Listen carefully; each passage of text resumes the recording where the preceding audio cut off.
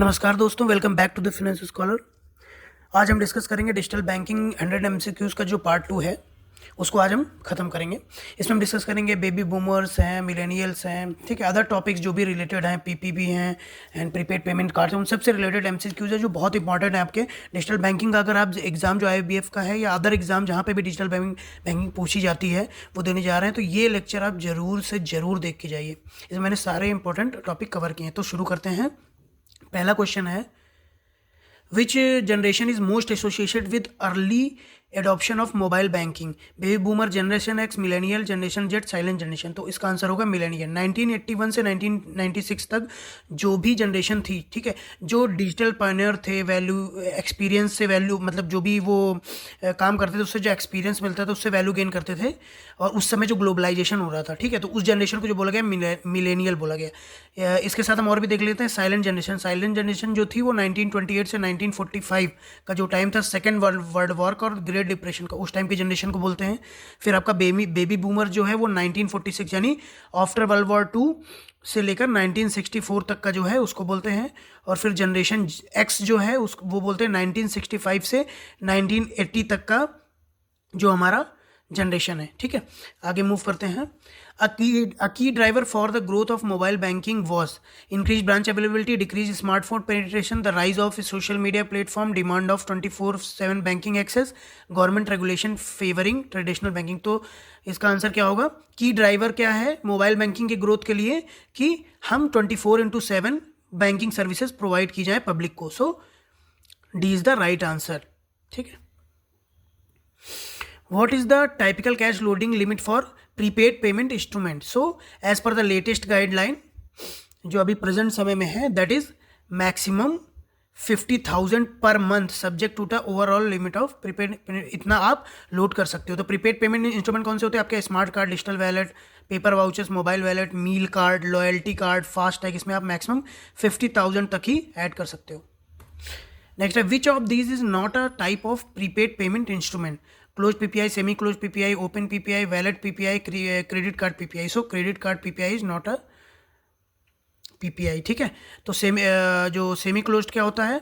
Semi close PPI के case में जब मल्टीपल मर्चेंट होते हैं ना, उस केस में हमारा उसको बोलते हैं हम लोग सेमी क्लोज पीपीआई। और अगर सिर्फ एक ही मर्चेंट है, ठीक है ना, जो इशूअर है एक्चुअली, है ना, तो उस केस में जो प्रीपेड कार्ड यूज होता है उसको बोलते हैं हम लोग क्लोज्ड पीपीआई। जैसे कि आपका जो स्टोर्स किसी भी आप मॉल में जाते हैं उनका जो क्रेडिट कार्ड रहता है, ठीक है, जो गिफ्ट कार्ड, ठीक है, तो वो क्लोज्ड होता है। और सेमी क्लोज्ड हो गया जो आपके जिसमें मल्टीपल मर्चेंट से आप विड्रॉल कर सकते हो।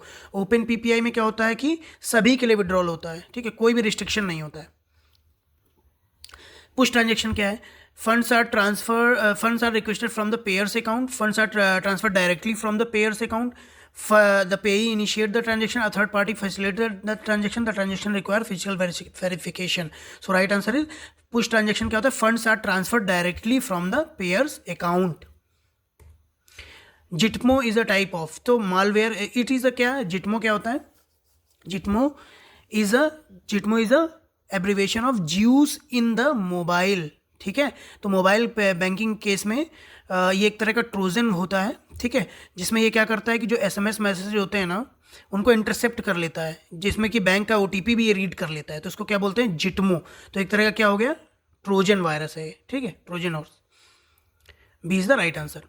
विच malware disguise itself as a legitimate app? तो Droid Dream root kit, key logger, banker Trojan, Perkele, all of the above. तो क्या है? ये जितने भी मालवेयर हैं, ठीक है, ये अपने आप को जब भी ये मालवेयर आपके सिस्टम पे आएंगे या फिर मेल के थ्रू आएंगे तो ये ऐसा डिस्गाइज करते हैं कि ये एक लेजिटिमेट ऐप है। तो ये सारे के सारे सही आंसर है, all of the above. Which bank is often credited with Pioneer internet banking in India? तो सबसे पहला इंटरनेट बैंकिंग कौन लाया था? SBI, HDFC, ICICI, axis, PNB. So right answer is ICI. India में सबसे पहले इंटरनेट बैंकिंग लाया था ICICI bank. A key eligibility criteria for banks offering internet banking is often high net non performing asset, low net non performing asset, large number of branches, government ownership and high customer deposit. So answer is low net NPA. As per RBI guidelines जो भी internet banking offer करते हैं bank, उनका net NPA जो होना चाहिए वो 5% से कम होना चाहिए। नेक्स्ट मूव करते हैं friends. Which is not a common authentication factor in online banking, password, biometric, security question, pin, dream interpretation. तो फ्रेंड्स, ड्रीम इंटरप्रिटेशन को छोड़ के बाकी सारे क्या हैं, हम लोग ऑथेंटिकेशन फैक्टर यूज़ करते हैं ऑनलाइन बैंकिंग में। अब ये ड्रीम इंटरप्रिटेशन क्या है? ड्रीम इंटरप्रिटेशन में क्या होता है कि जो भी सबकॉन्शियस माइंड्स के ड्रीम होते हैं, जो हिडन मीनिंग्स होते हैं सबकॉन्शियस माइंड में चलते हैं, उनकी स्टडी की जाती है। ठीक है, तो यहाँ पे ई जो है वो ऑनलाइन बैंकिंग का ऑथेंटिकेशन नहीं है। नेक्स्ट फ्रेंड्स, आपसे एक रिक्वेस्ट है कि चूँकि मैं ये सारे वीडियोस बनाता हूँ काफ़ी कंपाइल करके, तो आप लोग लाइक करते हैं, शेयर करते हैं। आपसे रिक्वेस्ट है कि अगर आपको वीडियो पसंद आता है तो प्लीज़ सब्सक्राइब भी करिएगा। ठीक है, मूव करते हैं, उससे मोटिवेशन मिलता है फ्रेंड्स। मूव करते हैं, how can internet banking contribute to a bank's profitability. तो कैसे कंट्रीब्यूट करता है? Reduce customer service expenses. तो क्या होता है, जब इंटरनेट बैंकिंग आप मैक्सिमम से मैक्सिमम कस्टमर यूज़ करेंगे ना, तो जो क्या होगा, कस्टमर सर्विस पे जो एक्सपेंस जाता है वो कम होगा, और क्या होगा, कस्टमर की सर्विस भी इम्प्रूव होगी। Spear phishing target. Spear phishing क्या टारगेट करता है? Large group of individual, specific individual और organisation, random email address, public available data, international user. तो स्पीयर फिशिंग में क्या होता है कि इसमें एक पर्टिकुलर ऑर्गेनाइजेशन या इंडिविजुअल को टारगेट करके अटैक किया जाता है। ठीक है, तो इसको इसीलिए बोलते हैं spear phishing. So the right answer is B, specific individual और organization, which is a crucial step in securing against online fraud. तो ऑनलाइन फ्रॉड के लिए clicking on all emails in emails, using the same password for all account, regularly updating software and password, sharing financial information on social media, ignoring suspicious email. So right answer is regularly updating software and password. ठीक है, ताकि आप online fraud से बच सकें। Next, which is an Indian domestic card payment network, visa, master card, रुपए, American express. So friends, ये तो सबको पता होगा कि रुपए जो है वो हमारा इंडियन डोमेस्टिक कार्ड है, जिसको डेवलप किसने किया है? NPCI, national payment corporation of India. Next है एनएचसीएच स्टैंड फॉर। एनएचसीएच क्या है? National automated clearing house. So ये इज़ द राइट आंसर। इसका काम क्या होता है? ये बल्क जो इलेक्ट्रॉनिक ट्रांसफ़र होते हैं ना, उसके लिए यूज़ होता है। नेक्स्ट है what is the RRN, retrieval reference number. So ये 12 डिजिट का नंबर होता है फ्रेंड्स। ठीक है, इसका काम क्या होता है? जो भी इलेक्ट्रॉनिक पेमेंट ट्रांसफ़र होते हैं ना, उसको ट्रैक करने के लिए होता है। जैसे आप जब भी IMPS करते हैं ना, तो एक RRN नंबर जनरेट होता है। ठीक है, उसका यूज़ करके हम ये ट्रैक कर सकते हैं कि वो पेमेंट किसको और कैसे किया गया है। ठीक है, नेक्स्ट मूव करते हैं, a charge back occurs when. तो चार्जबैक क्या होता है? चार्जबैक कस्टमर रेज करता है जब कोई डिस्प्यूट होता है ट्रांजैक्शन से रिलेटेड। तो इसमें आंसर क्या हो जाएगा? ए। ठीक है, chargeback is a process when a customer dispute a transaction with their bank और credit card issuer leading to a reversal of payment. कि भाई फ्रॉड हो गया, तो कस्टमर बोलेगा, कस्टमर जाके कंप्लेन करेगा जहाँ जो भी कार्ड वो यूज़ कर रहा है या फिर बैंक का ATM यूज़ कर रहा है, तो उस केस में बैंक वो चार्जबैक क्लेम करता है बैंक, और फिर उसको रिवर्स करता है। एमपॉस क्या होता है? Mobile payment point of sale, main point of sale, merchant point of sale, multi point of sale, modern. So right answer is mobile point of sale. ये मोबाइल डिवाइसेस के थ्रू यूज़ होता है, जब हम सेल्स के लिए use करते हैं, ट्रांजेक्शन के लिए एमपॉस होता है वो। नेक्स्ट आता है MDR को क्या बोलते हैं friends? Merchant discount rate. So A is the right answer. Merchant discount rates क्या होता है? ठीक है, मर्चेंट डिस्काउंट रेट्स क्या होता है? जो फी चार्ज करता है मर्चेंट बैंक, बैंक। ठीक है, बैंक जो मर्चेंट को फी चार्ज करता है, ठीक है, उसको बोलते हैं मर्चेंट डिस्काउंट रेट। ठीक है, जो भी क्रेडिट कार्ड या डेबिट कार्ड के थ्रू पेमेंट कस्टमर करते हैं ना, ठीक है, उस केस में एक चार्ज जनरेट होता है। ठीक है, वो चार्ज किसको पे करना होता है? जो आपका मर्चेंट होता है। ठीक है, और बैंक उससे लेता है, तो उसको बोलते हैं मर्चेंट डिस्काउंट रेट। नेक्स्ट है, a block chain is essentially a centralised database, a distributed laser, a type of malware, a payment gateway, a form of artificial intelligence. तो अब ब्लॉक चेन क्या होता है? एक तरह का डिस्ट्रीब्यूटेड लेजर होता है, जिसमें क्या होता है, इसमें सारे जितने भी रिकॉर्ड होते हैं ना आपके, वो पूरे शेयर्ड फॉर्मेट में होते हैं, उनका पूरा रिकॉर्ड होता है। ठीक है, तो राइट आंसर क्या हो जाएगा? B, a distributed ledger, chain of transaction होता है। Mining is in crypto currency refers to stealing crypto currency, verifying and adding transaction to the blockchain, trading cryptocurrency on exchanges, creating new cryptocurrencies, storing cryptocurrency in wallet. So right answer is verifying and adding transaction to the blockchain. और ये mining करता कौन है? Miner, ठीक है, कोई भी individual जो होता है वो माइनर, उसको बोलते हैं माइनर, और माइनिंग करता है। माइनिंग के केस में करता क्या, जो भी कॉम्प्लेक्स प्रॉब्लम होती है मैथमेटिकल क्रिप्टो करेंसी नेटवर्क से रिलेटेड, उनको ये सॉल्व करता है माइनर, ठीक है। तो verifying and adding transaction to the blockchain, जैसे आपका बिटकॉइन हो गया। What is a fork in blockchain? तो ब्लॉकचेन में फोर्क क्या होता है? Type of crypto currency wallet, split in blockchain, a new crypto currency, a mining algorithm और a consensus mechanism. So fork is a split in the blockchain, ठीक है। तो क्या होता है कि नॉर्मली आपका जो ब्लॉकचेन होता है, ठीक है, उसमें जो स्प्लिट करके एक नया ब्लॉकचेन क्रिएट किया जाता है, ठीक है, ताकि नए न्यू वर्जन लाया जा सके। जैसे बिटकॉइन के कई सारे वर्जन आ गए मार्केट में ना, नए नए कॉइन्स आ गए, तो वो कैसे क्रिएट किया जाता है? वही जो ओरिजिनल ब्लॉकचेन्स होती है उसमें स्प्लिट करके, उसको बोलते हैं फोर्क, ठीक है। तो A is the right answer. Which type of following is not a type of cryptocurrency? Bitcoin, Ethereum, Litecoin, Dogecoin, Rupee. So Rupee is not a digital currency. Sorry, cryptocurrency. Next, peer-to-peer lending involves bank lending to each other, individual lending to individual or business, business lending to other business, government lending to individuals, international organization lending to developing countries. So right answer is individual lending to individual or business. इसको बोलते हैं peer to peer. अब IaaS क्या होता है? IaaS को बोलते हैं इंफ्रास्ट्रक्चर एज अ सर्विस, ठीक है। इसके अंतर्गत क्या करते हैं? जो भी बेसिक कंप्यूटर रिसोर्सेज होते हैं ना, वो प्रोवाइड किए जाते हैं, ठीक है। तो A is the right answer. Which is a sub field of AI focused on enabling computers to learn from data without explicit programming? Deep learning, natural language processing, machine learning, cognitive computing. So right answer is machine learning. Friends, अभी आगे जो हम video लाने वाले हैं उसमें हम prevention of cyber security, cyber crime, इनसे रिलेटेड जो MCQs हैं, ठीक है, और जो अदर सर्टिफिकेट कोर्स हैं, है ना, जैसे कि आपका सर्टिफाइड क्रेडिट प्रोफेशनल, उन सब से रिलेटेड भी MCQs हमारे चैनल में आएंगे। तो प्लीज़ चैनल को सब्सक्राइब करिए। JIB CIB से रिलेटेड भी बहुत ही अच्छा मटेरियल आने वाला है, ठीक है, जिससे आपको हेल्प मिलेगी और कम टाइम में, ठीक है। पूरा देखो, इतना पढ़ने की ज़रूरत नहीं है कि आपको, like if whoever is watching ना, you all have cleared the exam ना, ऑलरेडी आप बैंक एग्जाम क्लियर करके आ रहे हो, ठीक है, या अदर एग्जाम आप क्लियर करके आ रहे हो, तो आप इतना कैपेबल हो कि आपको पूरा मैकमिलन का बुक पढ़ने की ज़रूरत नहीं है। अगर आप एक टाइम स्टडी करोगे ना, एटलीस्ट 1 आवर भी सिर्फ 15 दिन के लिए दोगे ना, तो आप कोई भी सर्टिफिकेट एग्जाम क्लियर कर सकते हो। तो वीडियो के साथ बने रहिए और आगे भी हम नए नए टॉपिक्स में वीडियोज़ लाएंगे। नेक्स्ट मूव करते हैं।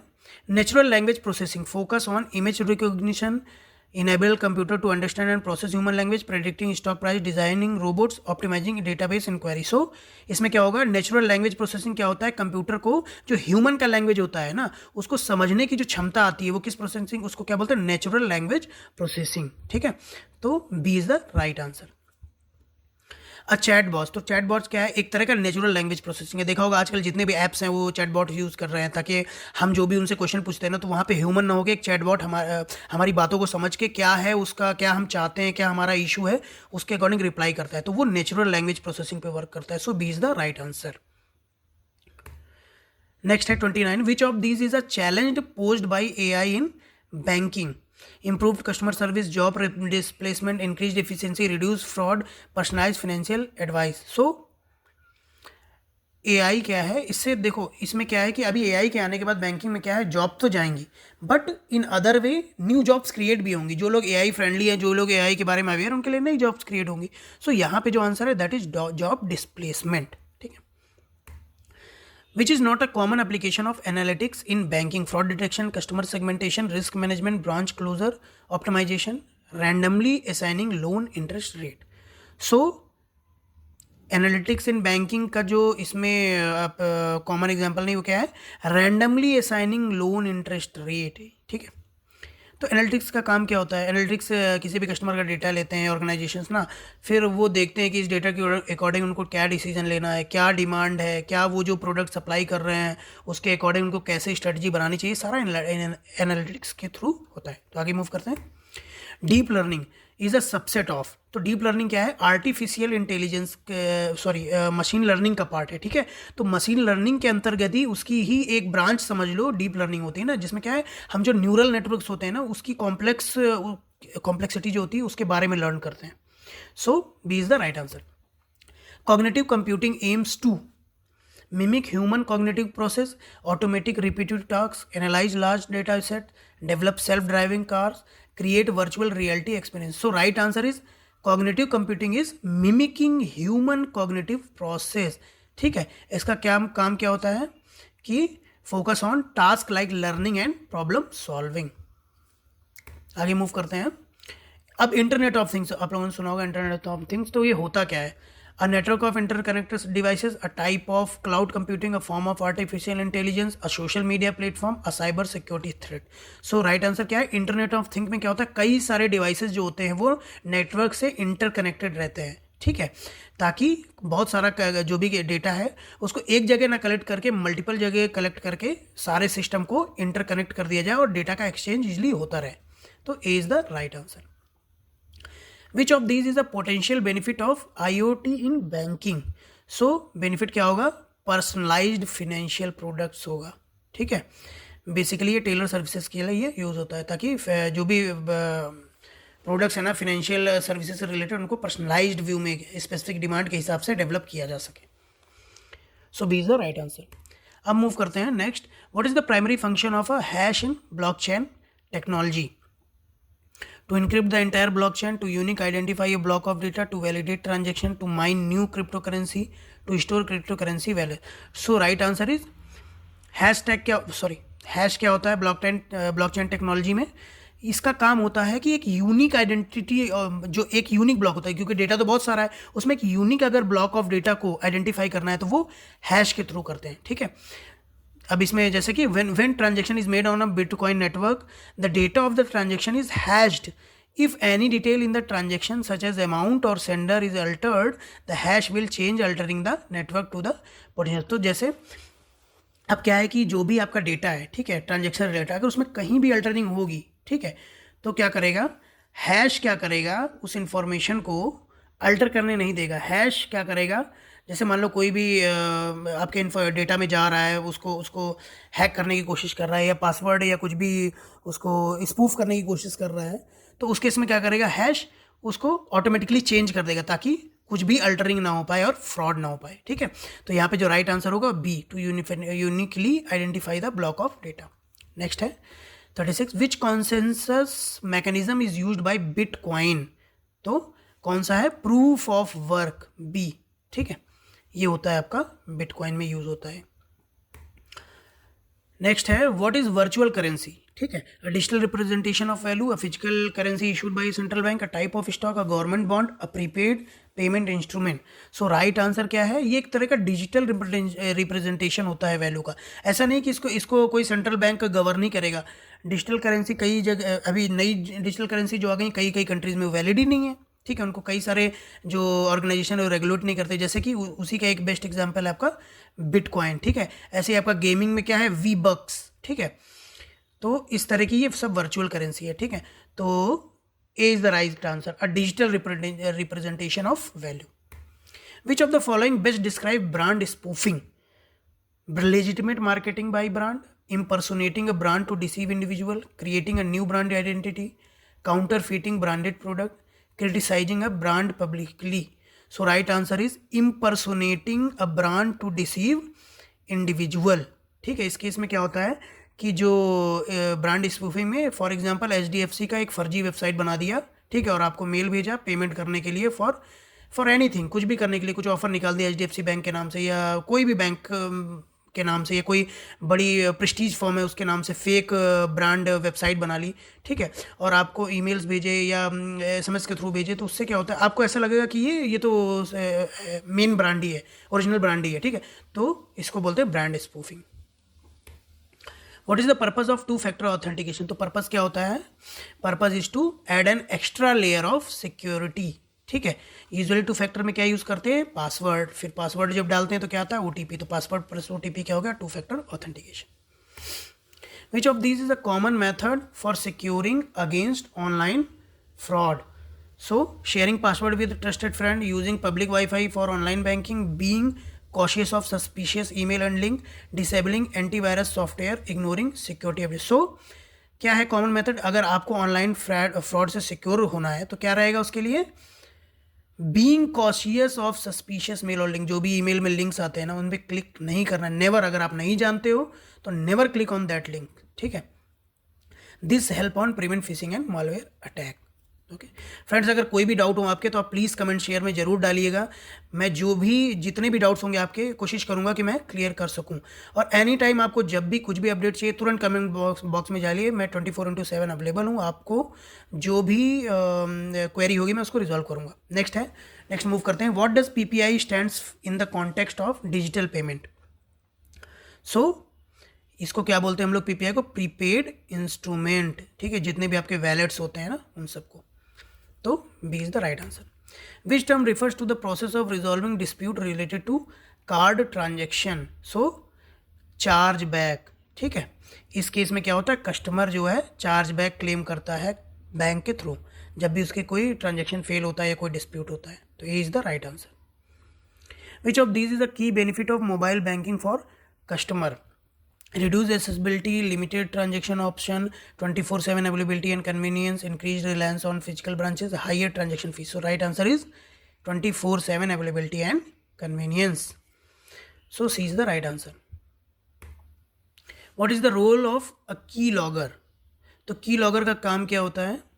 ये जो भी कीवर्ड आप कीबोर्ड में टाइप करते हो ना उसको ये एक तरह से रिकॉर्ड कर लेता है. तो इट्स अ स्पाईवेयर. इस केस में क्या करता है? आपके सिस्टम पे वो पड़ा रहेगा, ठीक है. स्पाईवेयर फिर जब भी आप पासवर्ड डालोगे या लॉगिन करोगे वो क्या होगा? कीवर्ड्स आपके रिकॉर्ड हो जाएंगे. फिर क्या होगा? जो फ्रॉडस्टर होगा वो आपके जो आपने की स्ट्रोक डाले हैं उसके थ्रू आपके सिस्टम को हैक करने के लिए यूज़ करेगा. So B is the right answer to record keystrokes. Which of the following is not a characteristic of a pull transaction? The payee initiate the transaction, funds are pulled from the payer's account, require prior authorization from the payer, used for recurring payment or direct debit, the payer actively pushes the fund. So right answer is the payer actively pushes the fund. ठीक है, इसको बोलते हैं push transaction. What is the meaning of TAT? तो TAT को क्या बोलते हैं हम लोग? टर्न अराउंड टाइम, ठीक है. कोई भी सर्विस जो प्रोवाइड की जाती है ना उसका टर्न अराउंड टाइम होता है. चाहे आप बैंक्स में जाओ कोई भी सर्विस लो या किसी ऑर्गेनाइजेशन के थ्रू कोई अदर सर्विस लो, सबका एक टर्न अराउंड टाइम होता है कि उसको इतने दिन में कंप्लीट करना है.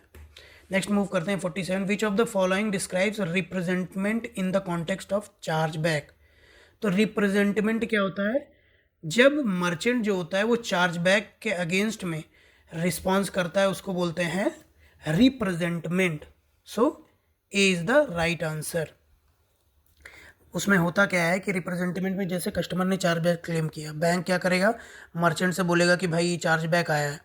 तो मर्चेंट क्या करेगा कि अपने डिफेंस में एविडेंस पेश करेगा कि भैया हमारी तरफ से सारा कुछ सही है. वो तो अगर वो एविडेंस प्रॉपर एविडेंस देता है तो फिर चार्ज बैंक को रिजेक्ट कर दिया जाए. अगर नहीं देता है तो चार्ज बैक अप्रूव होगा, ठीक है. What is the primary purpose of merchant onboarding for POS system? तो राइट आंसर क्या है? To register merchant to accept credit card payment. तो B is the right answer. Which of these is a characteristic of software as service SaaS?